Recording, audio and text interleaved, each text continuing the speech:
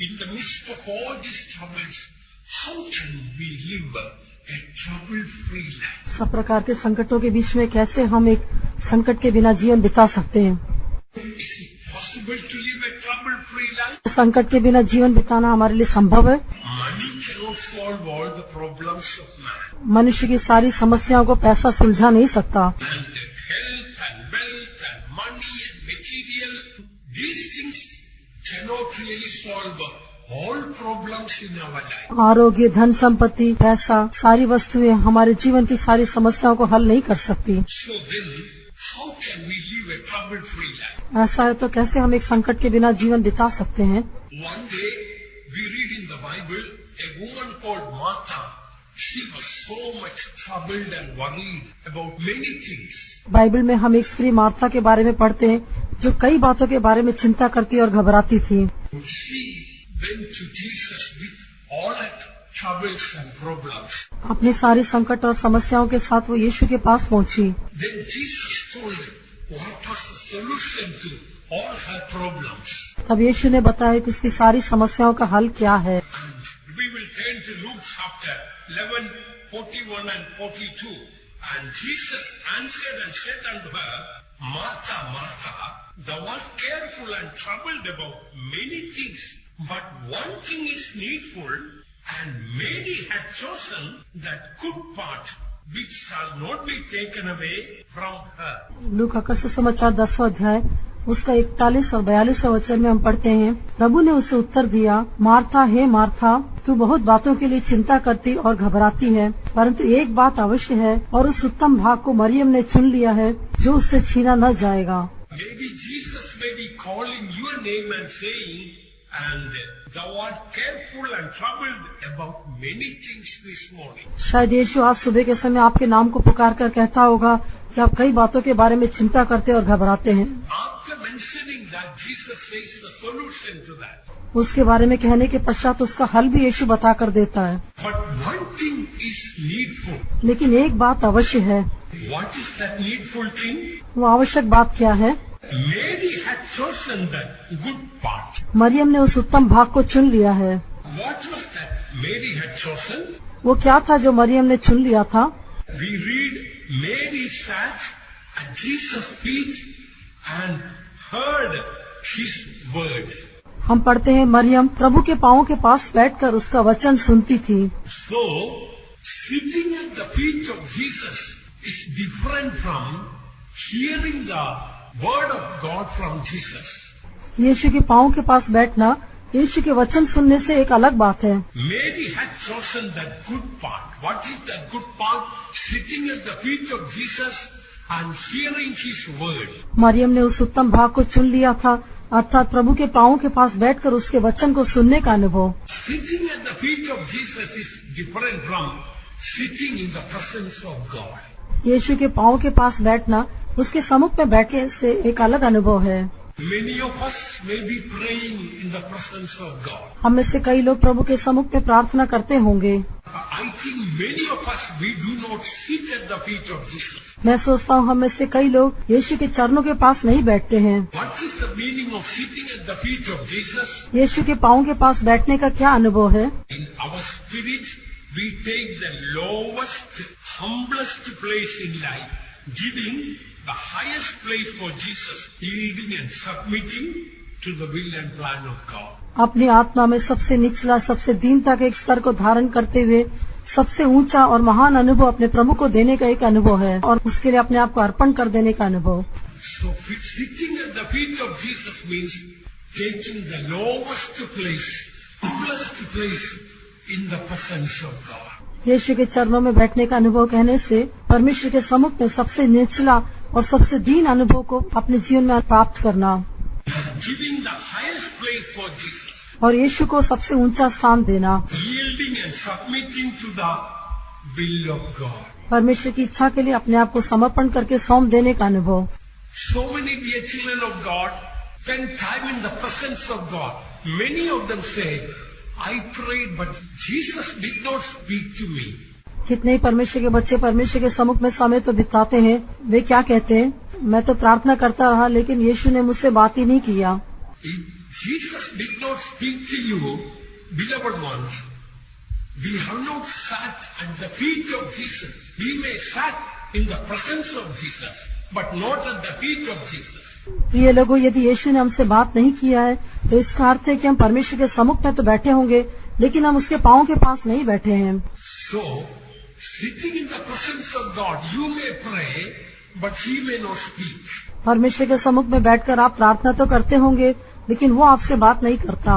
But when we sit at the feet of Jesus, He will speak to us. लेकिन जब हम यीशु के पांव के पास बैठेंगे, वो हमसे बात करेगा। We may keep quiet. हम चुप रह सकते हैं। Be still and know that I am God. चुप रहो और जान लो कि मैं ही परमेश्वर हूँ। Beloved ones, there is a sweet, sweet experience in spiritual life. प्रिय लोगों, आत्मिक जीवन में एक बहुत ही मधुर अनुभव है। Maybe in our beginning of our Christian life, we have been speaking in our prayer so much to Jesus. शायद हमारे मसीह जीवन के आरंभ में अपनी प्रार्थना में हम अधिक यीशु से बात करते रहते होंगे। But as we grow in spiritual life, we will learn to sit at the feet of Jesus. लेकिन जैसे जैसे हम आत्मिक जीवन में आगे बढ़ते जाते, हम यीशु के पांव के पास बैठकर उसके सुनने का एक अनुभव हम प्राप्त करते हैं। I already mentioned sitting at the feet of Jesus means taking the humblest, lowest place in the presence of God.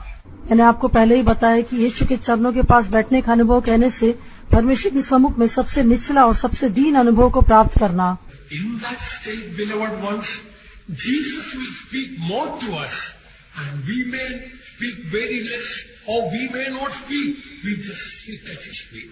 ये लोगों, उस अनुभव में ऐसा हो सकता है कि हम यीशु के पांव के पास बैठे, यीशु हमसे अधिक बात करेगा, हम तो बिल्कुल उससे नहीं के बराबर बात करेंगे। Those who choose, those who learn to sit at the feet of Jesus alone can choose the best in life. जो यीशु के पांव के पास बैठते, केवल वे ही लोग अपने जीवन में उस उत्तम भाग को चुन लेते हैं। Kindly listen, let me say it again. Those who learn to sit at the feet of Jesus alone, they can choose the best in life, as Mary did. कृपया ध्यान से सुनिए, जो लोग यीशु के पांव के पास बैठते हैं, वे लोग मरियम के समान अपने जीवन में उस उत्तम भाग को चुन लेते हैं। Those who learn to sit at the feet of Jesus only can give their best to Jesus also. जो यीशु के पांव के पास बैठते हैं, वे ही लोग अपना सर्वोत्तम यीशु को दे सकते हैं। Do you want to give the best of your life for Jesus? क्या आप अपने जीवन के सर्वोत्तम भाग को यीशु को देना चाहते हैं? What is the best way to spend the rest of your life? अपने शेष जीवन को बिताने का सर्वोत्तम तरीका कौन सा है? What is the best way to spend the rest of your life? अपने शेष जीवन को बिताने के लिए सर्वोत्तम तरीका क्या है? That is to choose what Mary chose. वो है मरियम के समान चुनने का एक अनुभव। Mary chose to sit at the feet of Jesus and to hear His word. Maryam ने यीशु के पांव के पास बैठकर उसके वचन सुनने के अनुभव को चुन लिया। In other words, one word from the mouth of Jesus is satisfying and inspiring for all of my life, all of our life. दूसरे शब्दों में, यीशु मसीह के मुंह से निकलने वाले एक शब्द ही हमारा जीवन भर हमको संतुष्टि और उत्साह देने वाला होकर दिखाई देगा। मेरे जीवन के लिए भी ऐसा दिखाई देगा। This morning, did you hear the voice of Jesus? आज सुबह के समय क्या आपने यीशु की आवाज को सुना? You may say, no, Jesus didn't speak to me. आप कह सकते हैं कि शायद यीशु ने मुझसे बात नहीं की। Beloved ones, that is not true. प्रिय लोगों, ये सच नहीं है। He is waiting to speak to us. वो तो हमसे बात करने के लिए बाट जो रहा है। We must be willing to come to the feet of Him and to listen to His voice. लेकिन उसके चरणों के पास आने के लिए, उसकी आवाज सुनने के लिए हम आग्रह के साथ दिखाई देना चाहिए। Look at the humility of Mary of Bethany. बेतनिया की मरियम जी की दीनता को देखिए। In another place we read, she went in John chapter 12 we read, Jesus went to the feet of Jesus.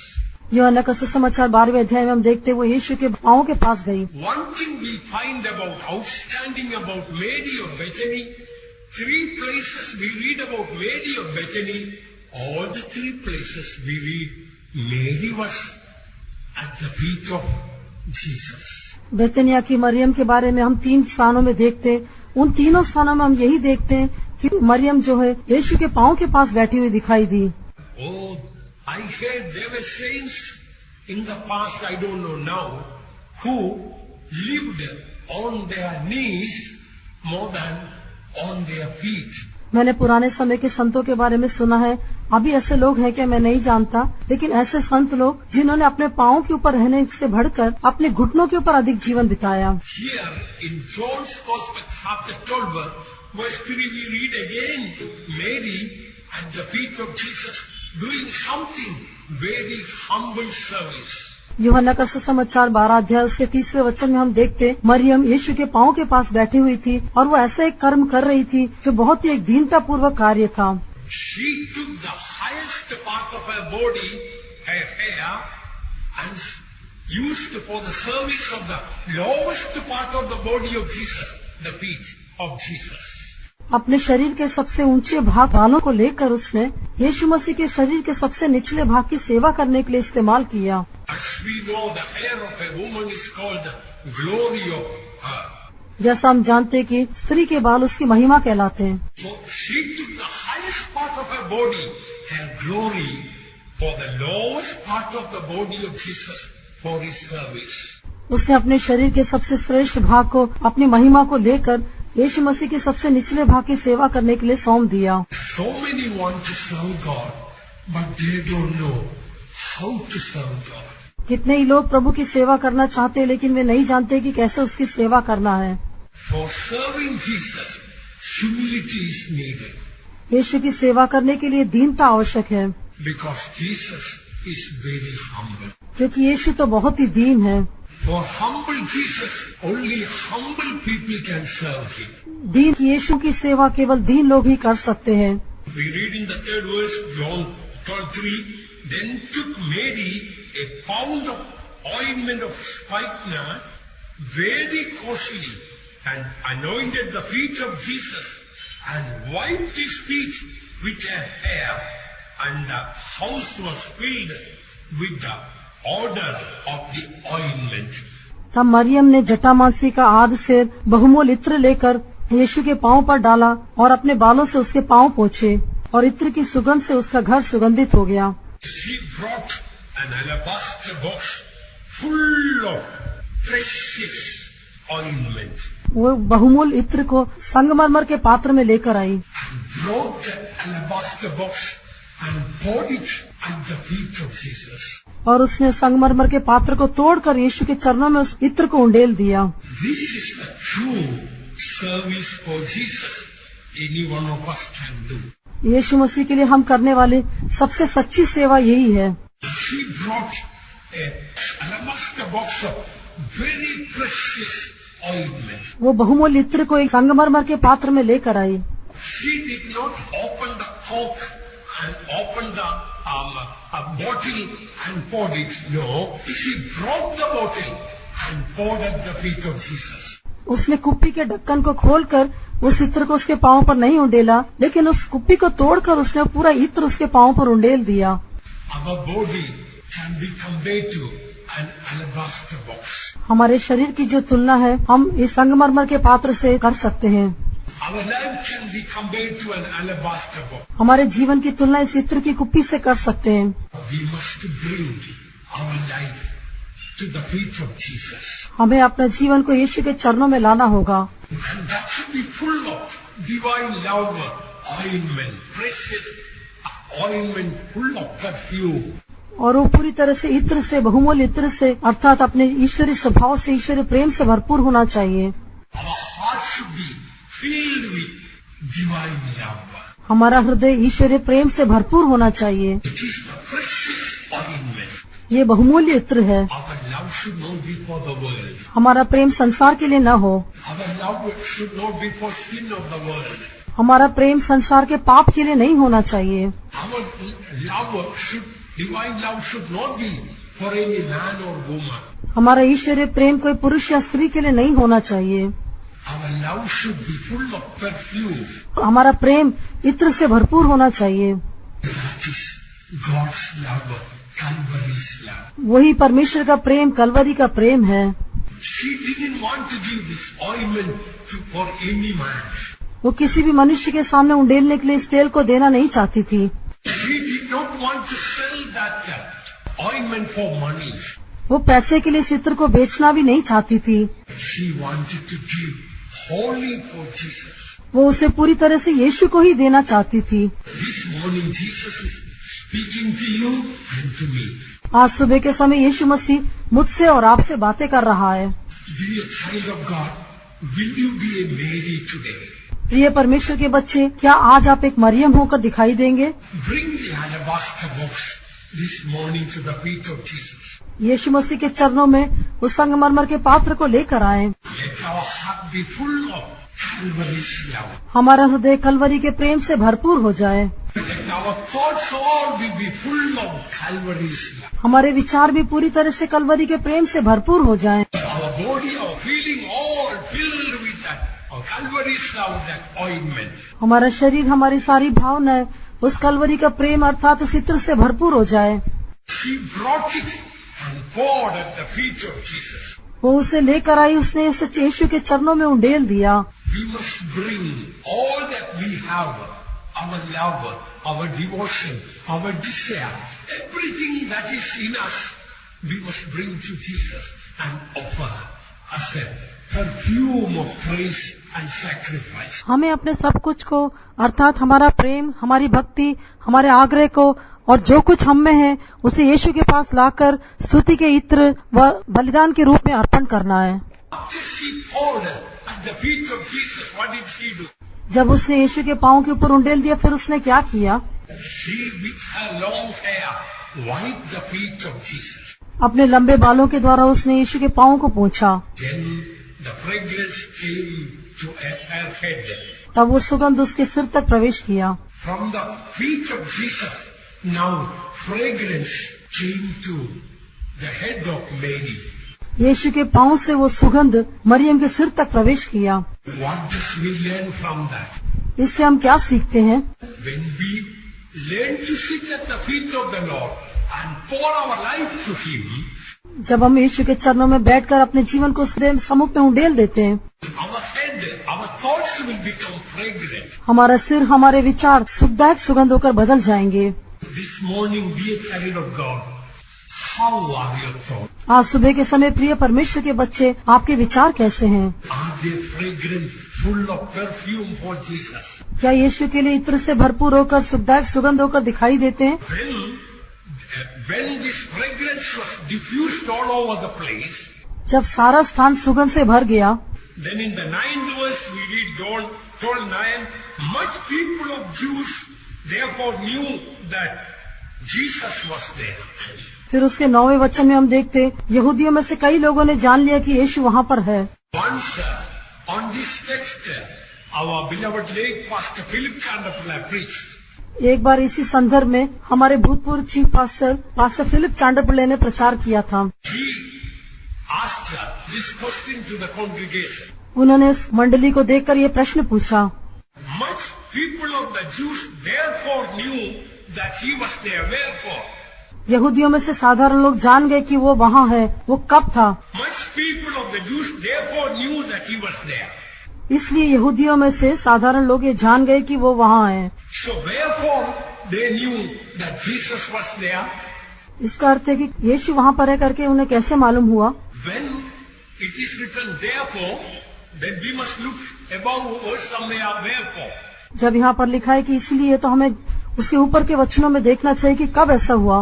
What Pastor Philip Chandapala preached was that because the fragrance was filled the house, therefore the Jews knew Jesus was there. Pastor Philip चांडरपुले ने ऐसे प्रचार किया था कि क्योंकि वो घर सुगंध से भर गया था, इस कारण से लोगों ने जान लिया कि यीशु वहाँ पर है। Dear child of God, do the neighbors of your house, they get to know the perfume of grace and love of God, so that therefore they may come to know Jesus is in your house. ये परमेश्वर के बच्चे, क्या आपके घर के जो पड़ोसी हैं वो यीशु मसीह के प्रेम को, उसके अनुग्रह को जानकर, उसकी सुगंध को जानकर यीशु वहाँ करके जान लेते हैं क्या? How will your neighbors come to know that Jesus is in your house? आपके पड़ोसी किस प्रकार जान लेंगे कि यीशु उस घर में है? Here the Jews came to know Jesus was there because fragrance was coming out of that house. यहाँ पर यहूदियों ने जान लिया कि यीशु वहाँ पर है क्योंकि सुगंध उस घर से निकल रही थी। Mary poured that ointment at the feet of Jesus, and from there, all over the fragrance was spread. Maryam ने यीशु के पांव के ऊपर उस इत्र को उंडेल दिया और वहाँ से वो इत्र सारे घर में फैल गई। Beloved ones, when your neighbors see Calvary's love filling your life, your behavior, your attitude, your conversation, your character, they will experience the perfume of God's love in your life and in your house, and they may come to know Jesus. जब आपके पड़ोसी आपके जीवन में, आपके व्यवहार में, आपकी बातचीत में, आपके स्वभाव में कलवरी के प्रेम को भरा हुआ देखें, तब वे परमेश्वर के प्रेम के इत्र को आपके जीवन में और आपके घर में अनुभव करेंगे और वे यीशु को जान लेंगे। Oh dear child of God, one thing is needful for all of us. हाँ प्रिय परमेश्वर के बच्चे, हम हर एक के लिए एक बात आवश्यक है, That is to sit at the feet of Him and hear His word. वो है यीशु के चरणों में बैठकर उसके वचन को सुनने का अनुभव। When we fail to do the needful thing, then we will try to do the needless things and will bring worry and care. जब जो बात आवश्यक है उस काम को हम नहीं करेंगे तो अनावश्यक बात को करते हुए हम चिंता और बोझ को लेकर आते रहेंगे। When you fail to do what is needful, you have many needless things to worry about. जो आवश्यक बात है उसको करने से यदि आप चूक जाते हैं तो कई अनावश्यक बातों के बोझ के आप दबे रहेंगे। One thing, look at the emphasis of Jesus while mentioning that. One thing is needful, and Mary had chosen that good part which shall not be taken away from her. यीशु ने जो कहा था वो एक बात के बारे में देखिए, एक बात अवश्य है और उस उत्तम भाग को मरियम ने चुन लिया है जो उससे छीना न जाएगा, Which shall not be taken away from her. जो उससे छीना न जाएगा। Your health one day will be taken away from you. एक दिन आपका आरोग्य आपसे छीन लिया जाएगा, Your wealth will be taken away one day from you. एक दिन आपकी संपत्ति आपसे ले ली जाएगी, Your family and friends all will be taken away from you when you die. आपकी मृत्यु के समय आपके परिवार, आपके मित्र आपसे छीन लिए जाएंगे। Your name and fame all will be taken away one day from you when you die. एक दिन आपकी मृत्यु के समय आपका नाम, आपका प्रसिद्धि, सब कुछ आपसे छीन ली जाएगी। Our talents to sing and to preach all will be taken away when we die. हमारी मृत्यु के समय गीत गाने की, प्रचार करने की जो सारी निपुणताएं हमारे अंदर है वो सब हमसे ले ली जाएगी। But Jesus told, one thing will not be taken away from you. What is that? लेकिन यीशु मसीह ने कहा एक बात तुमसे छीनी नहीं जाएगी। वो क्या बात है? We learn to sit at the feet of Jesus and hear His voice. Even in heaven, we will continue to sit at the feet of Him and will hear His voice. No man or devil will be able to take away that part from us. यदि हम यहीं पर प्रभु के पांव के पास बैठकर उसके वचन को सुनने का अनुभव अपने जीवन में बनाए रखेंगे तो हमारी मृत्यु के पश्चात हम स्वर्ग में जाने से नित्यता में भी हम इसी अनुभव को बनाए रखेंगे। कोई भी मनुष्य, कोई भी शैतान इस अनुभव को हमसे छीन नहीं सकेगा। हम वहाँ भी लगातार उसके चरणों में बैठ के उसके वचन सुन पाएंगे। Dear child of God, may I plead with you, will you choose what may be chosen? प्रिय परमेश्वर के बच्चे, मैं आपसे विनती करता हूँ कि जैसे मरियम ने चुना, क्या आप उस उत्तम भाग को चुनेंगे? Oh, what a blessed, worry-free life it is. हाँ, कितना ही धन्य और चिंता रहित जीवन ये है। This world is full of Marthas, ये संसार पूरा मार्ता से भरा हुआ है, worried and cared about many things. जो कई बातों के बारे में चिंता करते और घबराते हैं। But God needs Mary to choose to sit at the feet of the Lord and to hear His word. लेकिन प्रभु को मरियम की आवश्यकता है जो उसके पांव के पास बैठकर उसके वचन को सुने। Jesus told, Mary has chosen the good part. यीशु ने कहा मरियम ने उस उत्तम भाग को चुन लिया। It doesn't say by luck Mary got that good part. No. वो ऐसा नहीं कहता कि अनायास ही मरियम को अच्छा भाग मिल गया। It doesn't say fortunately Mary got that good part. सौभाग्य से शायद मरियम को अच्छा भाग मिल गया, ऐसा नहीं कहा गया। So it doesn't say somehow it happened Mary to have this good part. No. कैसे तो भी मरियम को ये भाग मिल गया, ऐसा नहीं कहा गया। told, Mary had chosen that good part. यीशु ने कहा, मरियम ने उस उत्तम भाग को चुन लिया। It was not by chance, but by choice. वो अकस्मात नहीं था, लेकिन चुनाव के द्वारा हुआ। For every one of us, we have a choice to make. हम सबको एक चुनाव करना है। It is up to you and me to make the choice. ये मेरे और आपके ऊपर है कि हम चुनाव को करें। We have a beautiful church in Canada, a place called Vancouver. Canada में वैंकूवर नाम के स्थान में एक बहुत ही सुंदर हमारे लिए एक चर्च है। Beautiful church means a very good example for the whole world. बहुत सुंदर चर्च कहने से सारे संसार के लिए बहुत ही एक आदर्श होकर दिखाई देता है। We have from many parts of the world believers, they are like one people. संसार के कई भागों से कई विश्वासी वहाँ पर है, वे सब एक परिवार होकर दिखाई देते हैं। No one has kept a television set. किसी के घर में दूरदर्शन नहीं है। All of them got rid of the television set. सभी ने अपने घर से दूरदर्शन को निकाल दिया है। Nobody works on Sundays. कोई भी रविवार को काम नहीं करता। They have chosen that type of work. उन्होंने इस प्रकार के काम को चुन लिया। No one works in the evenings. कोई भी शाम के समय काम नहीं करता, So that they can have time for family prayers in the evening. ताकि शाम के समय पारिवारिक प्रार्थना के लिए उन्हें समय मिल सके। Whether you believe it or not, Sunday morning the same crowd will come. The same crowd will be Tuesday evening for the cottage meeting. The same crowd will be Tuesday evening. चाहे आप विश्वास करें या न करें, रविवार को सुबह जितने लोग कलीसिया में आते हैं, उतने ही लोग मंगलवार को शाम को किसी के घर में होने वाली प्रार्थना में भी उतने ही लोग आते हैं। And if you don't happen to come, your phone will be flooded with phone calls. What happened to you? What happened to you? और यदि आप नहीं आ पाए तो आपके घर में पूरा फोन इतना आता रहेगा कि क्यों नहीं आए, क्यों नहीं आए। Some of them immediately after the meeting, they will come to your house. और कुछ लोग तुरंत ही मीटिंग के पश्चात आपके घर में भी आ जाएंगे। So even if some people have got little sickness, somehow they will go to meeting. और इसलिए चाहे किसी को थोड़ा सा भी बीमारी क्यों न हो, फिर भी वो लोग मीटिंग में आ जाएंगे। Is there a Bible verse to say, man goes to work and come back in the evening? पवित्र शास्त्र में ऐसा एक वचन है कि मनुष्य काम पर जाकर शाम को अपने घर में आता है। Psalm 104 verse 23, man goeth forth unto his work and to his labor until the evening.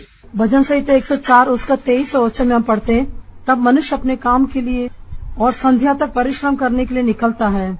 Man goeth forth which is unto his work and to his labor until the evening. तब मनुष्य अपने काम के लिए और संध्या तक परिश्रम करने के लिए निकलता है।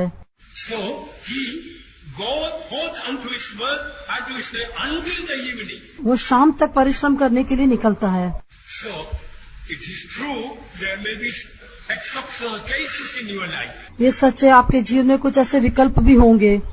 Some emergency or situations may be there. You may have to work. I can't help. कई बार कुछ आपातकालीन सेवाएं हो सकता है, उसमें आपको काम करना होगा, उसके लिए तो हम कुछ नहीं कर सकते। I cannot say you should never work in the evening. I cannot say. मैं ऐसा नहीं कह सकती कि आप लोग कभी भी संध्या काल को काम नहीं करना चाहिए।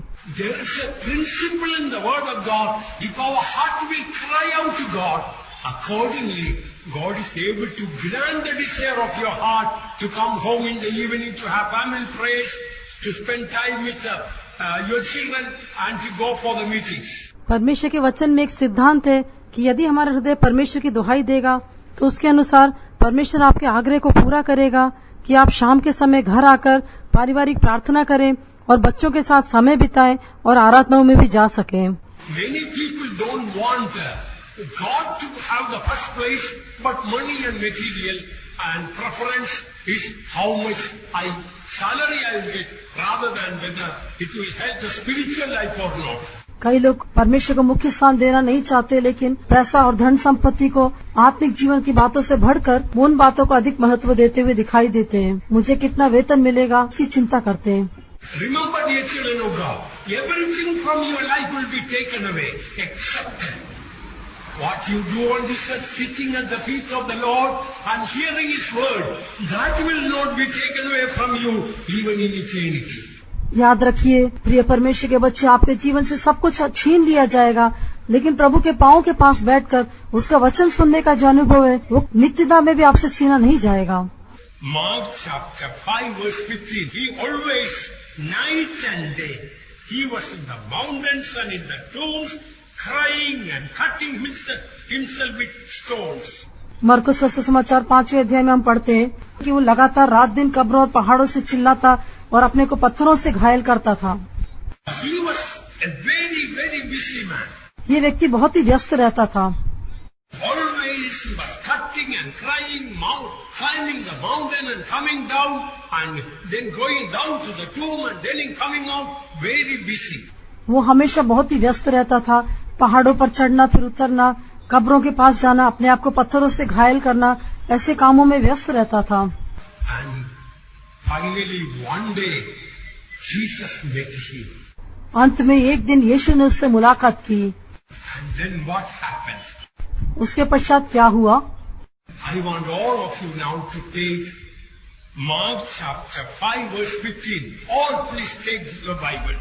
कृपा करके सभी लोग अपने पवित्र शास्त्र को खोलिए। मरकुस का सुसमाचार 5वां अध्याय उसका 15 वचन। Whatever language you have, we want to read it together.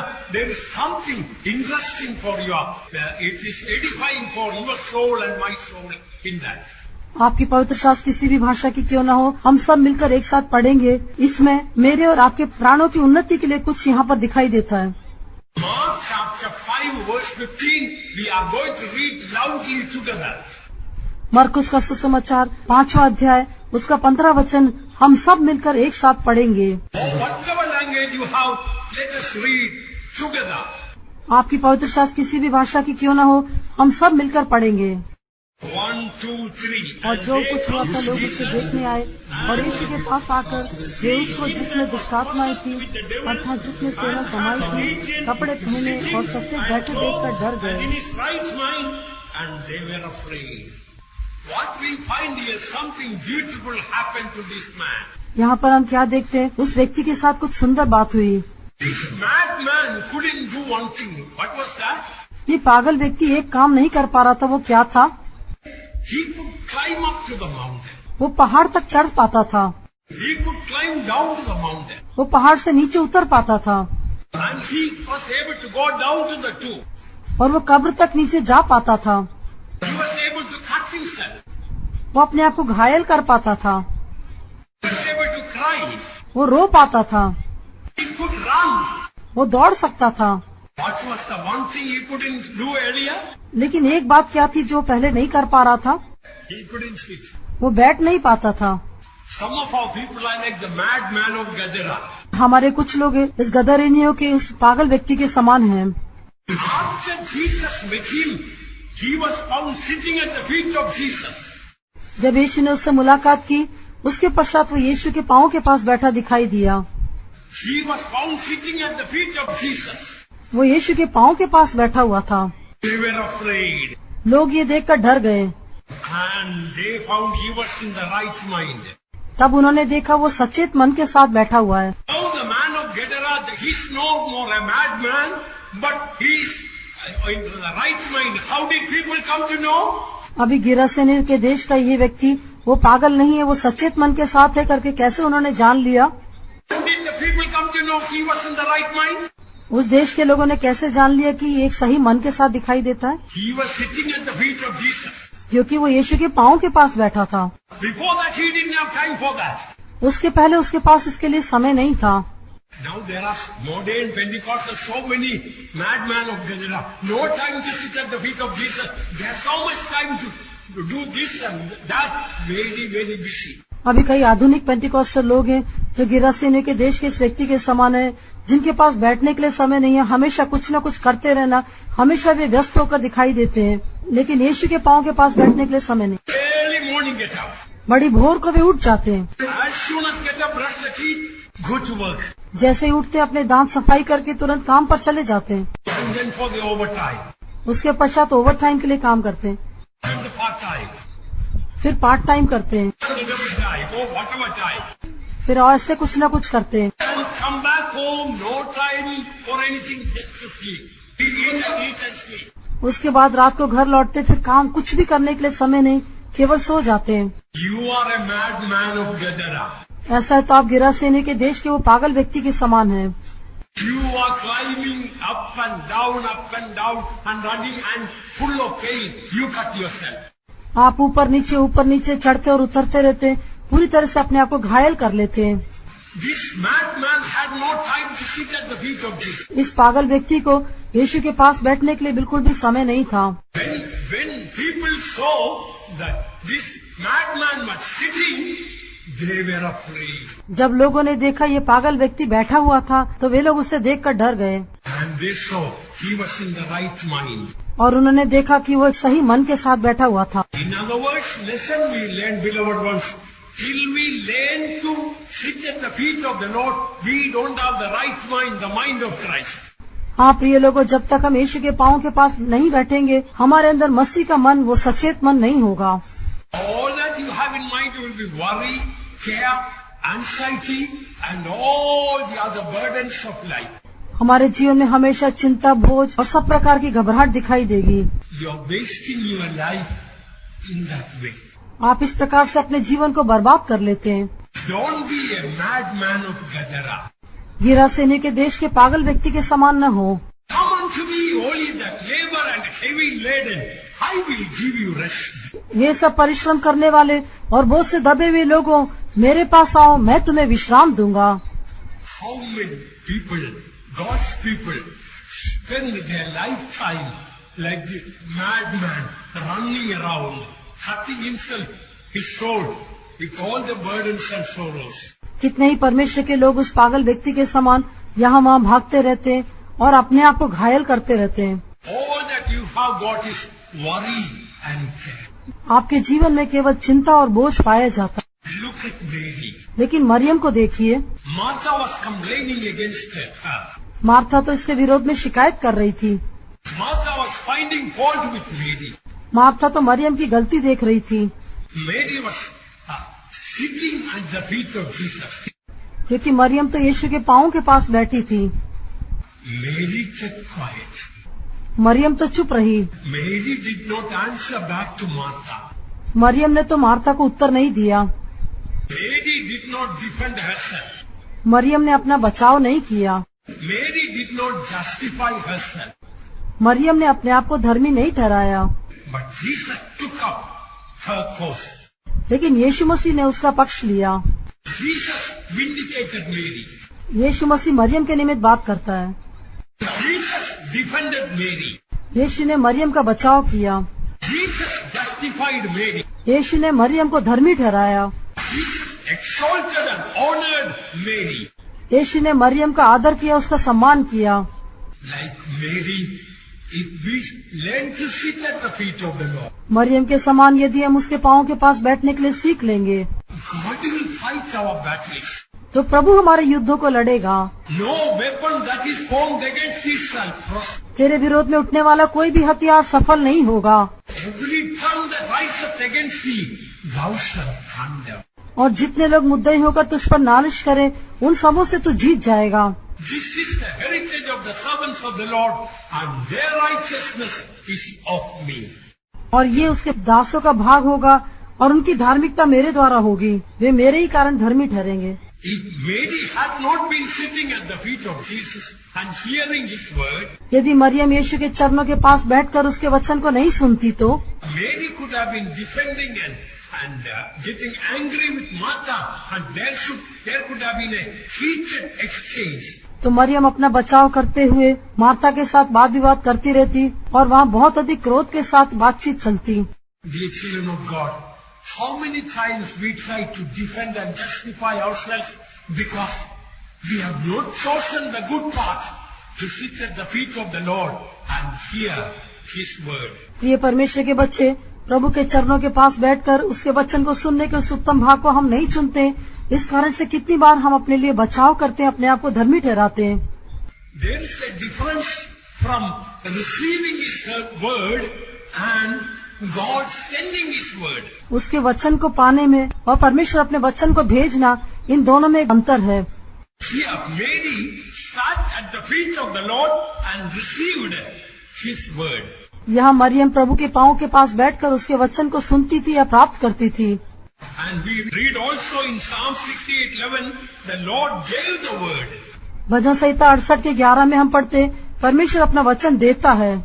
Deuteronomy 33:3 we read, all the saints sit at his feet and receive his word from him. व्यवस्था विवरण 33:3 में हम देखते हैं, उसके भक्त लोग उसके पांव के पास बैठकर उसके वचन को प्राप्त करते हैं। There is a vast difference between receiving the word from him and God sending his word. परमेश्वर से वचन को प्राप्त करना और परमेश्वर अपने वचन को भेजना, इन दोनों में एक बहुत बड़ा अंतर है। Receiving the word means we sit at the feet of the Lord, looking to the face, seeking the face of God. वचन को प्राप्त करने का अर्थ है प्रभु के पांव के पास बैठना, उसके चेहरे की ओर दृष्टि करके उससे वचन को पाना। But in Psalm 107 verse 20, we read, He sent His word and healed them and delivered them from their destruction.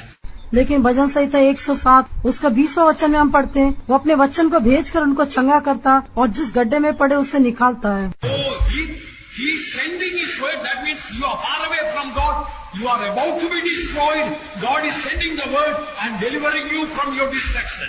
वो अपने वचन को भेजता है, इसका अर्थ है कि आप प्रभु से बहुत दूर होकर पाए जाते हैं, आप नाश होने की कगार पर हैं। इस कारण से प्रभु अपने वचन को भेजकर आपको उसमें से बचा लेता है। Send His word and delivered them from their destruction. वो अपना वचन को भेजकर उन्हें उस विनाश से बचा लेता है।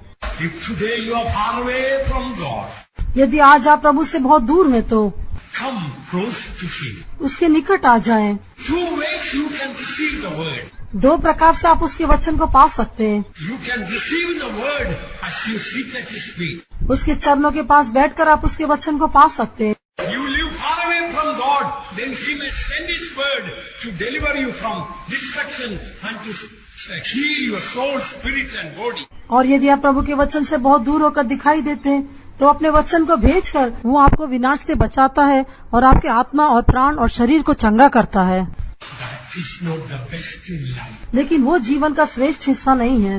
Yes, you may be today far away from God and you are on the verge of destruction and perdition. आज हो सकता है कि आप प्रभु से बहुत दूर होकर दिखाई देते होंगे, आप विनाश के मार्ग में हमें दिखाई देते होंगे। Come and take the very chosen path. आइए और मरियम ने जिस उत्तम भाग को चुन लिया उसे आप चुन लें। That is the only one thing will remain in eternity. All other things, your wealth and your health, your friends, your family, all will be taken away one day when you die. But this one thing that Mary chose cannot be taken away by anyone. आपका धन संपत्ति, आपका आरोग्य, आपका मित्र, ये सब कुछ एक दिन आपको छोड़ के चले जाएंगे, लेकिन मरियम ने जिस उत्तम भाग को चुना था वो एक ऐसा हिस्सा है जो कभी भी आपसे छीना नहीं जाएगा, वो सदा आपके साथ बना रहेगा। As I mentioned earlier, in 3 places we read Mary of Bethany, and all the 3 places she is at the feet of Jesus. जैसे मैंने आपको पहले भी बताया, 3 स्थानों में हम देखते हैं कि बेथनिया की मरियम के बारे में, और इन तीनों स्थानों में हम यही देखते हैं कि वो यीशु के पांव के पास बैठी हुई दिखाई दी। First we read here in Luke chapter 10 already we read the portion. पहले लूका का सुसमाचार 10वें अध्याय में हमने वो वचन पहले ही पढ़ लिया है। There the Lord vindicated Mary, justified or honored Mary. वहाँ पर हम देखते हैं कि प्रभु ने मरियम का पक्ष लिया, नहीं तो उसको धर्मी ठहराया, उसका आदर किया। And there we learn the secret. How can we live a life free from worries, free from troubles, free from all the cares of this world. वहाँ पर हम देखते हैं कि किस प्रकार से चिंता और बोझ के बिना, संकट के बिना कैसे हम जीवन बिता सकते हैं, उससे छुटकारा पाकर कैसे जी सकते हैं। We must learn to spend quality time at the feet of Jesus. यीशु के सम्मुख में, उसके पांव के पास अपना अच्छा उत्तम समय को बिताने के लिए हम सीखना चाहिए। And second time we read in John chapter 11, after Lazarus died, Mary fell at the feet of Jesus. उसके पश्चात हम देखते लाजर की मृत्यु के पश्चात मरियम यीशु के चरणों पर गिरी रही। And look at that. Although Martha spoke loud Jesus, but we don't see any place Martha was at the feet of Jesus. Martha ने यीशु से प्रेम तो किया था, बात तो किया था, लेकिन वो मार्था यीशु के पांव के पास बैठी करके हम नहीं देखते। But what is the difference here in Mary and Martha? लेकिन यहाँ मार्था और मरियम के बीच में क्या अंतर हम देखते हैं? In John chapter 11 verse 32 we read when Mary was come where Jesus was and saw him, she fell down at his feet, saying unto him, Lord, if thou hadst been here, my brother had not died. यूहन्ना का सुसमाचार 11 के 32 में हम पढ़ते, तब मरियम वहाँ पहुँची जहाँ यीशु था, तो उसे देखते ही उसके पांव पर गिर के कहा, हे प्रभु, यदि तू यहाँ होता तो मेरा भाई न मरता। Look at this, more or less the same words Martha also spoke to Jesus. But when Martha spoke, she didn't fall at the feet of Jesus and speak that. देखिए, मार्था ने भी इसी प्रकार शब्द कहे थे, लेकिन जब मार्था ने वो शब्द कहे तो उसने कभी भी यीशु के पांव के पास गिरकर ये शब्द नहीं कहे। John 11:21 says, Then said Martha unto Jesus, Lord, if thou hadst been here, my brother had not died. यूहन्ना 11:21 में हम पढ़ते, मार्था ने यीशु से कहा, हे प्रभु, यदि तू यहाँ होता तो मेरा भाई कदापि न मरता। So Martha and Mary both spoke the same thing the same day to Jesus. Martha और मरियम ने वही बात एक ही दिन में यीशु से कही थी। But what was the difference? लेकिन दोनों के बीच में अंतर क्या था? Mary fell at the feet of Jesus and spoke those words. Those words had power to raise Lazarus out of the tomb. Maryam ने यीशु के पांव के पास गिरकर ये शब्द कहे थे, इसलिए उसके शब्दों में लाजर को कब्र से जिलाने के लिए सामर्थ थी। Beloved ones, some of your family members may be dead like Lazarus, spiritually dead. Maybe sinners or backsliders in a dead state they may be. प्रिय लोगों, हो सकता है आपके परिवार के कुछ सदस्य भी पीछे अवस्था में होंगे, आत्मिक रूप से पीछे उठे हुए एक मरी हुई अवस्था में दिखाई देते होंगे। And those sisters told, my brother, our brother is stinky. उन बहनों ने कहा, मेरे भाई में तो दुर्गंध आती है। Maybe your brother may be stinky, his life may be stinky. शायद हो सकता है आपके भाई के जीवन से भी दुर्गंध आती होगी। Maybe your life may be stinking, spiritually dead, and your life in spiritual state in a tomb. शायद हो सकता है आपका जीवन भी आत्मिक रूप से दुर्गंध के साथ दिखाई देता होगा।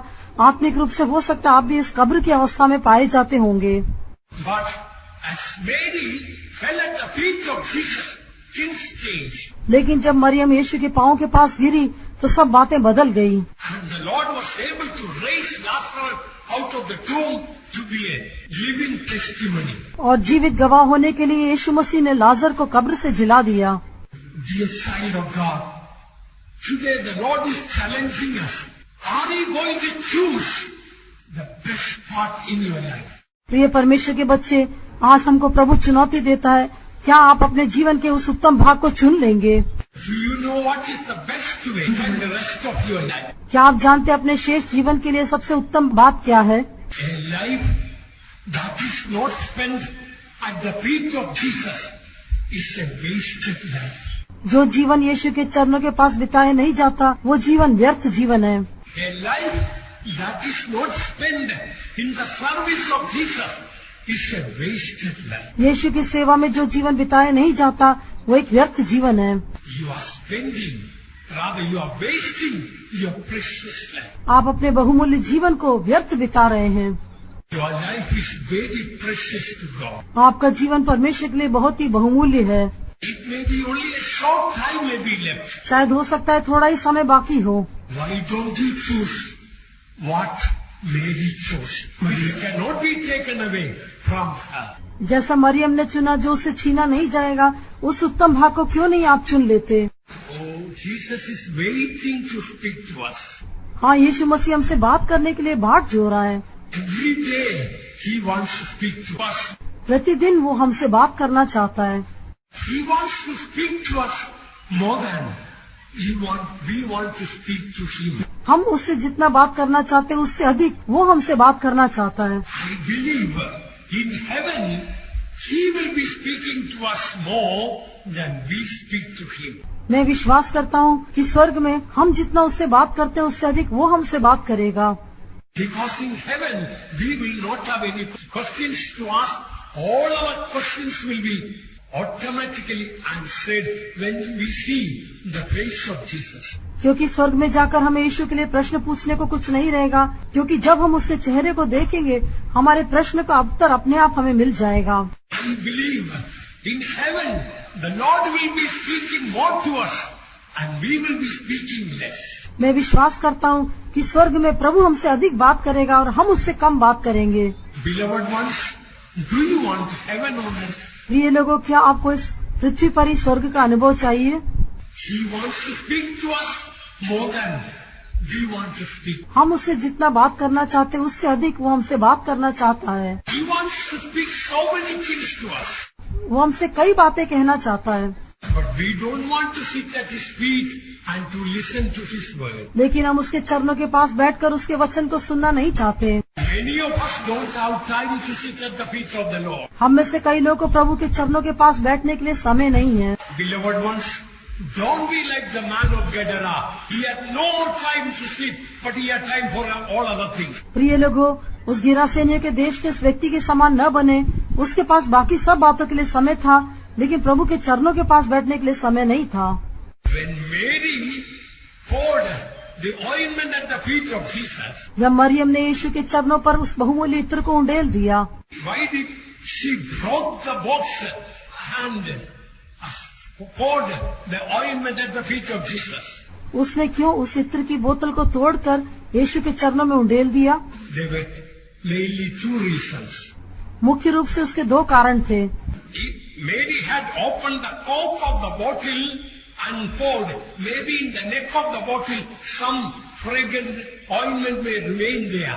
She did not want a drop of ointment to be retained for herself in the bottle, or the last drop also to be poured for Jesus. यदि मरियम उस कुप्पी के ढक्कन को खोलकर उस इत्र को उंडेलती तो शायद उस कुप्पी के सिरे पे थोड़ा सा इत्र बाकी रह जाता, लेकिन मरियम नहीं चाहती थी कि उस इत्र का थोड़ा सा भी हिस्सा वो अपने लिए रख छोड़े। वो सारे के सारे इत्र को यीशु के चरणों में उंडेल देना चाहती थी। इस कारण से उसने उस कुप्पी को तोड़कर यीशु के चरणों में वो इत्र को उंडेल दिया। We must pour the last drop of our love only for Jesus and no for nobody else, for nothing else. प्रिय लोगों, हमारे प्रेम का जो अंतिम हिस्सा है उसको भी हम केवल यीशु के लिए उंडेल देना चाहिए। उसका एक भी हिस्सा, एक भी बूंद हम अपने लिए न रख छोड़े। Keep your love pure. अपने प्रेम को शुद्ध बनाए रखें। Let it not be defiled anything of the vanities and the pleasures and sin of the world. ये संसार की व्यर्थता, संसार के पाप के द्वारा, उस सुख विलास के द्वारा किसी भी तरह से उसे मलिन न करें। Keep your love pure. अपने प्रेम को शुद्ध बनाए रखें। That love has to be poured at the feet of Jesus without retaining even a drop for us. उस प्रेम को पूरी तरह से हमें यीशु के चरणों में उंडेल देना है। उसमें से एक बूंद भी अपने लिए हमें शेष नहीं रखना। He gave the last drop of blood in love for us. यीशु मसीह ने अपने प्रेम से अपने लहू की अंतिम बूंद को भी हमारे लिए बहा दिया। And what is the second reason why she broke that precious alabaster box at the feet of Jesus? यीशु के चरणों में संगमरमर के पात्र को तोड़ा, उसका दूसरा कारण क्या था? Already told you one meaning of the alabaster box is our lamp. मैंने आपको उसका एक अर्थ पहले ही बता दिया था। वो संगमरमर का पात्र कहने से हमारा जीवन को दिखाता है। And she broke it and poured at the feet of Jesus so that that alabaster box may not be used for anything else, for anyone else, but only for Jesus. उसने उस पात्र को तोड़कर यीशु के चरणों में इसलिए उंडेल दिया ताकि आगे से वो पात्र किसी और काम के लिए कभी भी इस्तेमाल में न आ सके। वो केवल पूरी तरह से यीशु के लिए ही खर्च किया जाए। Your life is a precious alabaster box. आपका जीवन एक बहुमूल्य इत्र की कुप्पी है। Let it be filled with that heavenly love, pure love. वो स्वर्गीय प्रेम, शुद्ध प्रेम से भरपूर होकर दिखाई दे। Bring it to the feet of Jesus. उसे यीशु के चरणों में लेकर आए। It's very precious ointment. वो बहुत ही बहुमूल्य इत्र था। Then one man called Judas Iscariot, he got very annoyed. यहूदा इस्करियोती नामक एक व्यक्ति बहुत अधिक क्रोधित हो गया। Why this waste of ointment made? क्यों इस तेल को इस प्रकार से व्यर्थ कर दिया? Immediately again, Jesus defended Mary once again. तुरंत हम देखते यीशु मसीह ने और एक बार मरियम के लिए बचाव का पक्ष लिया। Again Jesus justified lady. दोबारा यीशु ने मरियम को धर्मी ठहराया। Again, Jesus exalted and honored Mary. यीशु ने फिर से मरियम का आदर किया, उसका सम्मान किया। Those who sit at the feet of the Lord, beloved ones, the Lord will justify, exalt and honor them. जो प्रभु के पांवों के पास बैठते हैं, प्रभु उनको धर्मी ठहराता है, उनका आदर करता है, उनको ऊंचा करता है। And what did Jesus say? यीशु ने क्या कहा? Let her alone, against the day of my burial, she had done this. उसने मेरे गाड़ने के दिन के लिए किया, इसलिए उसे ऐसे छोड़ दे। Did you know what happened after the burial of Jesus? क्या आप जानते हैं कि यीशु मसीह के गाड़े जाने के पश्चात क्या हुआ? Some women went with ointment and spikenard and all to embalm Jesus, but it was too late. Jesus was resurrected. कुछ स्त्रियां यीशु के शरीर को नाश होने के बिना उसमें बहुमूल्य इत्र लगाने के लिए यीशु की कब्र के पास गए थे, लेकिन तब तक देर हो गई थी। यीशु उसके पहले जी उठा था। Mary of Bethany didn't go there. लेकिन बतनिया की मरियम वहाँ नहीं गई। Mary did this for the Lord's burial. Maryam ने इसे यीशु के गाड़े जाने के लिए किया था। Precious ointment was used for his burial. उसके गाड़े जाने के दिन के लिए उस बहुमूल्य इत्र का उपयोग किया गया। She was the only privileged woman for burial of Jesus. Her ointment was used. उसके गाड़े जाने के दिन के लिए केवल इसका ही इत्र का उपयोग किया गया। In a symbolic way, it was used for burial of Jesus Christ. जैसे यीशु ने कहा कि ये एक चिन्ह के रूप में दिखाई दिया कि उसके गाड़े जाने के दिन के लिए उसने उपयोग किया। There might have been many people who may have better ointment than Mary had there. शायद हो सकता है मरियम से भी कहीं उत्तम इत्र रखे हुए कई लोग वहाँ पर दिखाई देते होंगे। They might have told, oh, if I had known it was for the burial of Jesus, I could have used up my ointment, but it was too late. उन्होंने सोचा होगा कि अगर ये यीशु के गाड़े जाने के लिए तो मैं अपने इत्र को इस्तेमाल कर सकता था, लेकिन तब तक बहुत देर हो गई थी। It was too late for those people. They didn't know that Mary had done for the Lord's burial. उस समय तक बहुत देर हो गई थी। वे नहीं जानते थे कि यीशु के गाड़े जाने के दिन के लिए मरियम ने किया था। When you bring your life, alabaster box at the feet of Jesus, जब आप अपने जीवन रूपी संगमरमर के पात्र को यीशु के पांव के पास लेकर आते हैं and you break it and dedicate it and pour out the pure love only for Him, और जब आप उसे तोड़कर अपने शुद्ध प्रेम को केवल उसके लिए आप समर्पण करते हैं, then fragrance will be diffused all over. तब सारा स्थान सुगंध से भर जाएगा। Many will come to know Jesus because of that. उसके कारण बहुत से लोग यीशु मसीह को जान लेंगे। Judas told, why was this waste of the ointment made? यहूदा ने कहा कि क्यों ये इत्र को ऐसा बर्बाद किया गया। Beloved ones, nothing given to Jesus in love will ever be a waste. प्रिय लोगों, प्रेम के साथ जो कुछ भी हमने यीशु के लिए दिया है वो कभी भी बर्बाद नहीं होगा। In fact, that is the best way, the meaningful way to spend our precious life. लेकिन कहा जाए तो हमारे बहुमूल्य जीवन को खर्च करने का वही सबसे श्रेष्ठ तरीका है। That wicked man criticized, Judas criticized, why this waste woman? वो दुष्ट मनुष्य, वो यहूदा इस्करियोती ने नुक्ताचीनी की कि क्यों ये बहुमूल्य इत्र को ऐसा बर्बाद किया गया। Yes, even now, when a brother or a sister is dedicating to serve God, to love God, and follow God, and consecrate their life, so many people say, why are you wasting your life going to the people?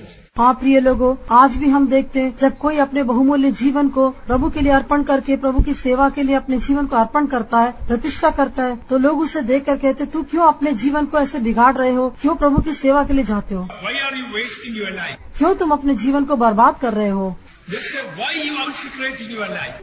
वो कहते, तुम क्यों अपने जीवन को प्रतिष्ठा कर रहे हो। Oh, what a waste it is. देखो ये कितनी बर्बादी है। Judas also told it, he thought it was a waste. हाँ, यहूदा ने भी ऐसा ही कहा, उसने यही सोचा होगा कि ये बर्बाद हो गया। But the word waste, the original is the perdition also, the waste, the same word is used in the Bible. लेकिन जो बर्बाद करना या व्यर्थ करना और नाश हो जाना, इन सब के लिए पवित्र शास्त्र में एक ही शब्द कहा गया है। Judas, in fact, he was called the son of perdition.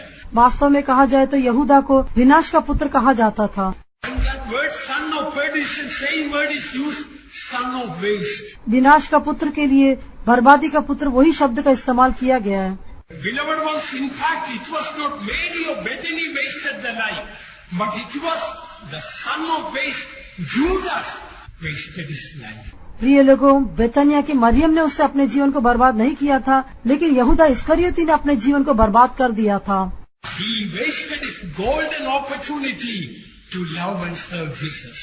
यीशु को प्रेम करके उसकी सेवा करने के उस सुनहरे अवसर को उसने बर्बाद कर दिया। More than 3 years he was with Jesus. 3 वर्ष से अधिक वो यीशु के साथ था। He had seen Lazarus coming out of the tomb with his own eyes. उसने अपनी आंखों से लाजर को कब्र से बाहर आते हुए देखा था।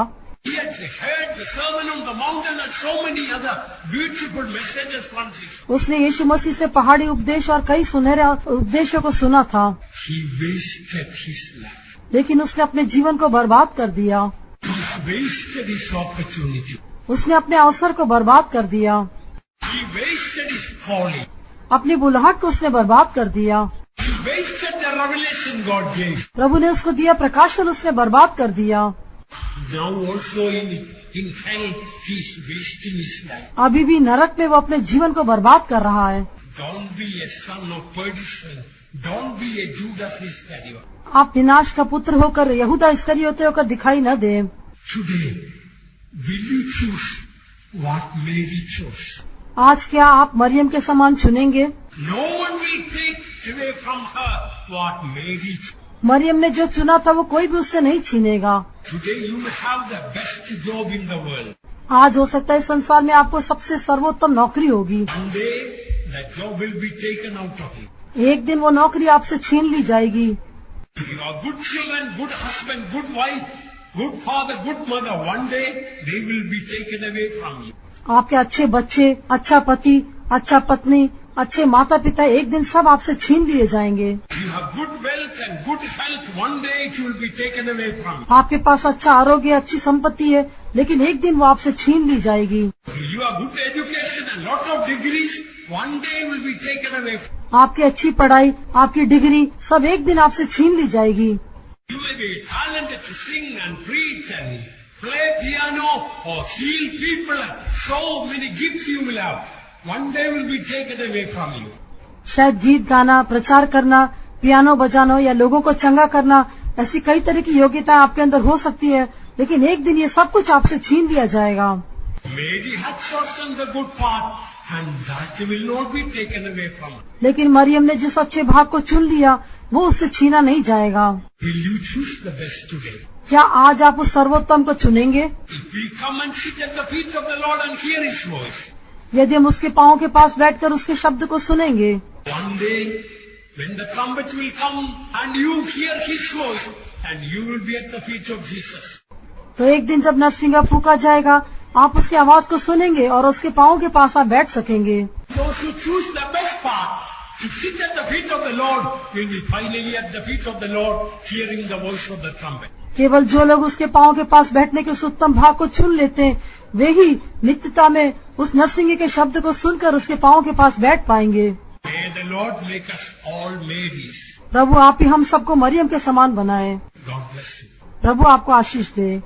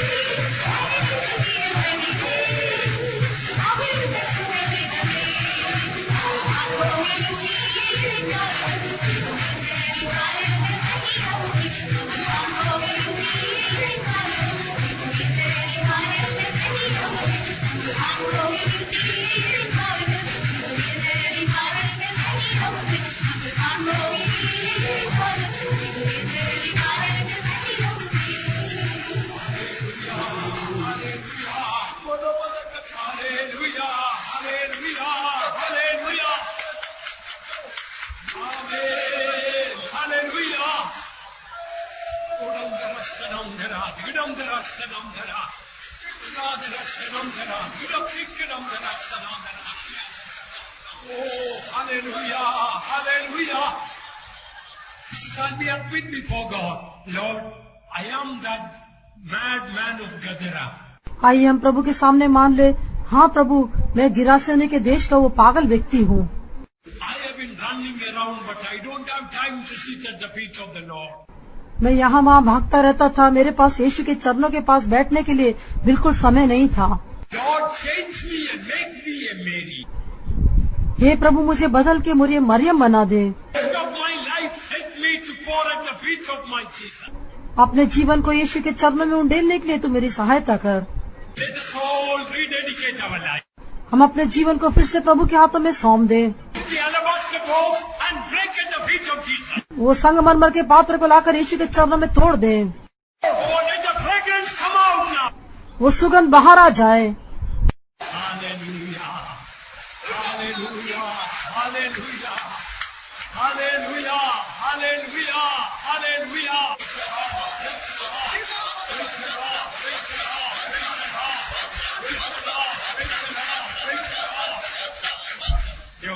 प्रार्थना करें। Loving and gracious Heavenly Father, you bless this convention so much, O God. Even this morning you came and blessed us and gave your word, Lord. As thy people go, Lord, we pray, my God, let the spirit of Mary always be found in us, we pray. Thank you for helping us in Jesus' name.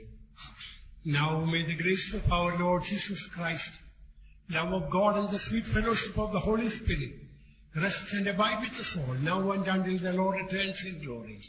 Hallelujah! Hallelujah! Hallelujah! Hallelujah!